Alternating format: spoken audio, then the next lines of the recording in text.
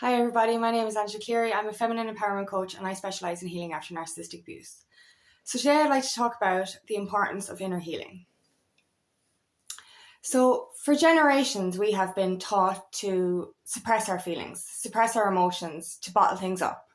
It has been portrayed to us that it's weak to cry, it's weak to express ourselves. This is bullshit. This leads to eruption of these things. When we bury our emotions, when we bury our traumas, we think, I'm not dealing with that, I don't need to deal with that, I'm not facing it, so you end up burying it. And you think, that's over now, I'm done. Do you know that you left it, it's gone. But that's not true. You keep burying stuff into this box. You keep burying trauma after trauma into this box. Eventually, it's going to erupt. It's going to explode. And when we bottle things up, we tend to erupt on the people closest to us. So, it's not just important to heal yourself for you. It's important to heal yourself for others as well, for the people that you love. Because when you don't heal your wounds, you end up breaking the hearts of the people around you. Because they can't fix you if you can't fix yourself. We have to stop seeking outside ourselves to be saved. We're sitting here in this low vibrational energy, wishing somebody will come in and save us. No one can save you but yourself. No one can actually save you but yourself. We have to look within us. We have to face our traumas. We have to face our demons. We have to face our past karmas. And we have to release them. But we need to feel them to heal them. Now, here's a quote that I wrote down. The only way to heal a wound is to feel it. And that's what I've come to realize as well. Like, I've had to, for me to be able to heal my past, for me to be able to heal my childhood trauma or even past life trauma, I have to remember it. I have to see it and I have to face it. I have to feel it so that I can actually release it. But when I don't know what my trauma is, when I don't know, if I bottle it up, and I've done this, now even I've been consciously healing for the last, I'd say, 6 years, I've been doing my spiritual awakening. And you don't need to spiritually awaken to face your healing and to be a conscious healer. But over the last 6 years, I'm conscious about my healing. I'm conscious about my triggers. When you get angry, when you get emotional, this is not because of the thing that's making you angry or that's the thing that made you emotional. It's because you have unhealed wounds. It's because you have unhealed trauma. So that's the thing, we blame everything outside ourselves for making us angry. We blame everyone outside us for making our lives miserable. But we have the choice to walk away from these situations and walk away from these people. We have the choice to ask ourselves what makes us angry, what makes us triggered, what makes us upset. Because when we ask ourselves these things, we can get to the bottom of it. We can get to the core reason why we are reacting this way. I remember years ago when I started bottling things up, I just stopped talking. Just didn't want to talk anymore to my friends, so I just kept it bottled up. And once a month, after drinking alcohol, I would erupt. I would explode. I'd break down doors that weren't even needed to be breaking down. Not that any door needs to be broken down. But anyway, what I'm saying is, I used to erupt into this angry, psycho version of myself because I used to bottle up my emotions. And I know alcohol will do that to you anyway. But if I hadn't have bottled stuff up, then I wouldn't have exploded. So this is what happens, and we end up taking it out on the closest people to us as well. And I've always noticed that. I always took it out on people that were around me. And now these days, I get triggered and I start snapping at my two baby girls, my two dogs, and that breaks my heart. But that's when I straight away come back and I say, "What the fuck is wrong now?" And I could get triggers from certain movies, and I could just explode into emotions. And I know lately myself, when I was bottling up unconsciously because I thought I'd heal certain things. We forget that we have to heal in stages. So even if we say that we've faced this and we've healed it, it may come back up again for more healing because we've only been able to heal a section of it for the strength we had at that time. So because I was dismissing this at one stage, I started bottling again. And this is when I consciously saw what I was doing wrong. Because when I realised that I was burying trauma down on top of trauma that I actually didn't heal, and I looked back and I was like, whoa, there's a lot more there than I actually had thought, because I bottled so much. it came out in eruptions and explosions. It came out in this massive purging. You know, I haven't cried that much since I was a teenager, you know, because I had bottled up so much. And it is healthy to cry. It's healthy to release these emotions. But we need to start being conscious of our triggers. Like, I was watching something last night, and this one was like, "Oh, I'm born into this Latino family, so therefore I've got this fiery energy." Or, you know, people will say like, "Oh, I'm a generation of strong macho men, you know, that hide their emotions." You don't have to be your ancestors. You know what I mean? Like, just because you say, what you say is real. So if you turn around and say, "I'm this, so I came from a long line of arseholes," hypothetically, excuse my language, then you're going to be an asshole because you fucking said you were going to be an asshole. If you say you're going to be a certain thing, you're going to be that certain thing. So instead of saying, "I have to be like my ancestors," say, "No, I have to be like me." We are all individuals. We have been doing this for lifetimes. We have been healing for lifetimes. And we have the strength and the power within us to heal and overcome anything. The universe didn't put these traumas, well, actually, we put these traumas for ourselves. We pre-planned this lifetime before we got here to pay off our karmic debt so that we could ascend and we could help humanity. But we have to understand that. You know, we chose this life for ourselves, and we chose this because we were strong enough to heal from it. So we have to stop blaming outside ourselves and stop looking outside ourselves for some savior. No one is coming to save you. You need to save yourself. And this is why mental health issues and childhood trauma and any kind of trauma is so important to heal. We have to face it. Now, there's this one analogy. I'll start with this quote. "If you don't heal what hurt you, you will bleed on the people that didn't cut you." And that's the thing. You will hurt others by not healing yourself. If you want, you know, if you're in a loving relationship, your partner wants nothing but to see you happy and healthy. And the more you beat yourself up, the more you punish yourself and don't heal your trauma and just stay bottled up in this bubble, the more you're hurting that person that loves you. The more you're hurting yourself. And this is why inner healing is so, so important. Like, for example, right?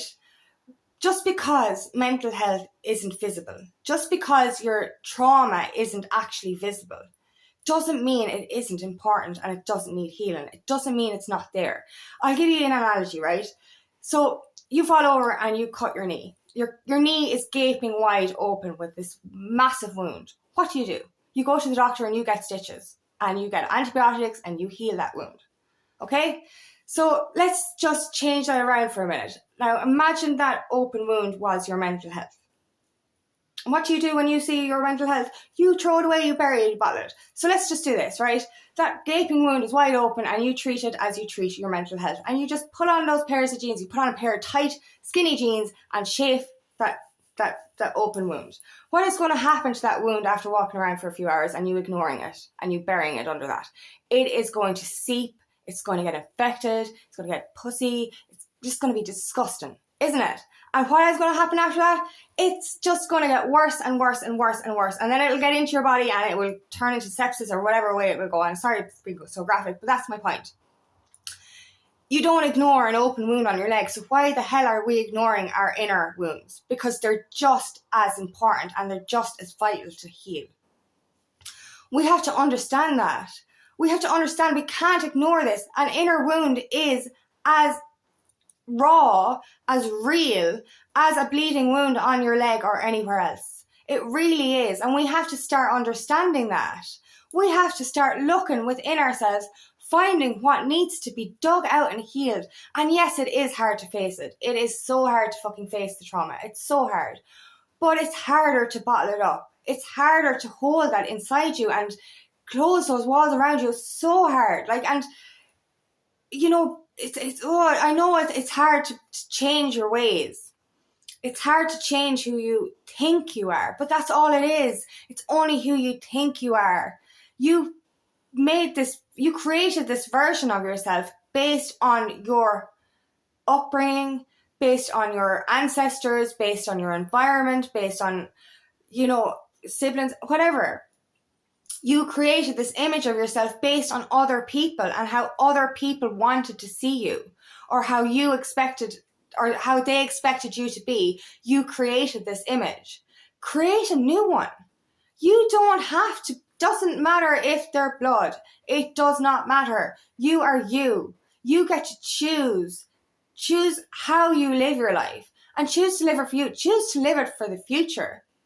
If we continue down the same cycle of where we grew up, or of our ancestors or our parents, nothing will ever change. And that's the thing, like, you know, times have changed. We need to change along with the times. Stop being so fixed in this mindset that you can't heal. Yes, you fucking can. We all can. That's the thing. We can. We have the power to do anything we want to do. We're not just humans. We're also spiritual beings with powers to heal ourselves. We can heal our wounds, both external wounds and internal wounds.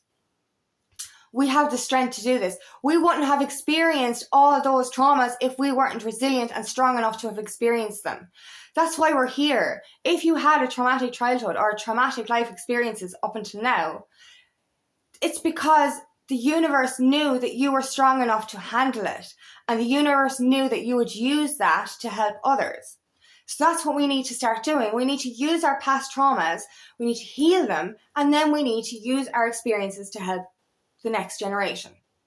We need to break the cycle of the way people lived, because it's so unhealthy for people to have lived bottling things up. Like, and it's not unhealthy to cry, and it's not, you know, they say men shouldn't, especially men, shouldn't have emotions. Men shouldn't cry. Men should be macho. No, it is so sexy for a man or a woman to consciously heal themselves, to express their emotions, to be their true, authentic self.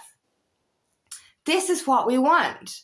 Conscious healing is the most, it's the most sexiest thing you could ever do to anyone, male and female, anyone. Do you know, it's beautiful. It's so beautiful and enlightening to see another person understand their own triggers. You know, and that's the thing. Be conscious of it, and to understand, face your triggers and then heal them, release them. And that's the thing. We are so afraid to face our demons, but that fear is actually worse than facing them. Bottling it up is worse than facing them. I have one more quote here. The wound is probably not your fault, but your healing is your responsibility. And that's a fact. As I already said, we cannot expect anything outside of us to heal us. We're here to heal ourselves. We're here to understand that we are our saviors. Nothing outside of us is going to save us. And when we do uncover these deepest, darkest parts of ourselves, we end up finding and discovering the most amazing parts of ourselves, and a vibrant, colourful part of ourselves. Do you know, when I lived in the low vibration energy, when I lived in that bottling energy where I didn't speak my emotions, and when I was in this cloud, this massive cloud, I wasn't facing my healing. I was obviously so unhappy because I used to drink excessively. I was in the wrong relationships. I was around the wrong people. And I drank to drown my demons, to drown out the sound of my demons, to drown out the sound of the fact that I was unhappy. And I look back and I was miserable. I was unhealthy mentally and physically, and I was just so miserable when I look back there to then. Now I'm consciously aware of all my emotions, all my triggers. I don't need drink or drugs or cigarettes to make myself happy anymore, because I've healed those demons. I used to have noise all the time. I used to have the radio going all the time, music playing all the time, because I was afraid to listen to my thoughts. I was afraid to face my traumas. I was afraid to face my demons. Now I spend so much time in silence, and that's when I get the greatest epiphanies. That's when I discover the purest parts of myself, and I discover the next steps on my journey. So it's so important to face our demons, face that part of ourselves, release it, because the burden of having that weight carry around you It's horrible, and it leads to unhealthy patterns. It leads to anger, frustration. It leads to taking stuff out on people that we don't want to hurt, but we end up hurting them inadvertently. We end up drinking to drown out this reality because we're not happy. Get to a place, if you face those traumas, if you face that healing, you'll get to a stage where you will not need to drink. You will not need to smoke. You will not need to take drugs. You will not need to escape your life, because your life will be peaceful. And that's beautiful. Like, that's the beauty of it. It's peaceful. Your life seems, your mind, when you're suffering from anxiety and depression, it's erratic. It's crazy. It never stops. You never actually start to, it's hard. You need a complete distraction to feel a little bit of peace. But imagine feeling peace all the time without needing that distraction. And all you have to do is face your traumas. And the easiest way to do that is by reprogramming your unconscious mind with sleep meditation. Like, it's effortless. That's how I started. And then after that, I was able to do regular meditation, and I've actually able to face my demons. So, if you want to start on an easy scale without actually having to face everything head on, reprogram your unconscious mind with sleep meditation. You don't need to do anything except press play. This will release those emotions enough so that you have the strength to face your demons. And then after that, you can actually face stuff more consciously, and you can start doing different meditations where you can actually bring in more enlightenedness and more epiphanies and more aha moments, more rediscoveries of yourself. And because that's what it is, it's rediscovering and it's re-remembering. We've done this for lifetimes. We just have to snap out of this amnesia and out of this conditioning and remember who we really are. And we can do that by facing our demons, by facing our inner healing, and by facing our core wounds. It's that simple. I know it's not that simple, but it is simple in a sense. We can break out of this existence, this miserable life, and break into a new one when you stop believing the lies you've told yourself for so long. You do not have to be your family, your parents, your ancestors. You are here to change that. You are here to create a better life for yourself, for your children, and for future generations.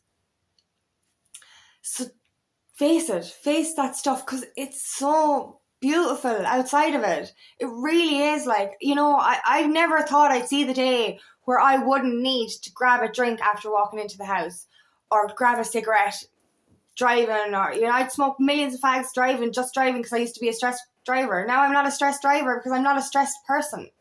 I don't need a cigarette. I don't need to drink alcohol. I don't need drugs anymore. I love my life. I love my mind.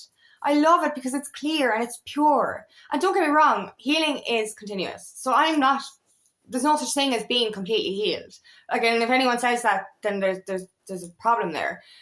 You're healing continuously all the time. And I'm still healing. But look at me now from consciously healing. My mind is free and I'm at peace.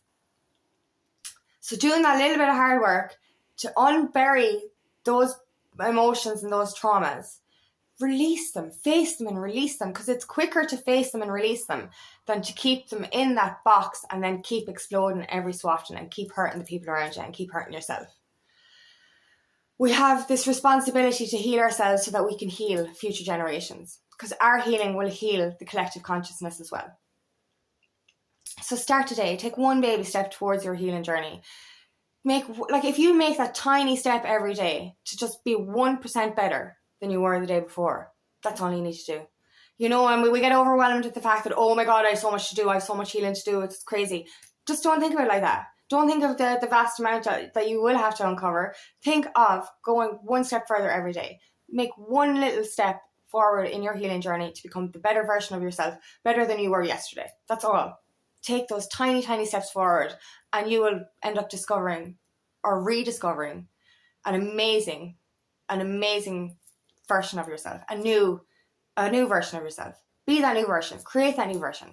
Create that powerful, abundant, happy, enlightened version of yourself by doing the inner work. So thank you so much for listening today, and I hope this resonates. If it does, please like and share. And if you would like help on your journey, please book me for a discovery call today, and I would love nothing more than to help you on your path. Bye-bye.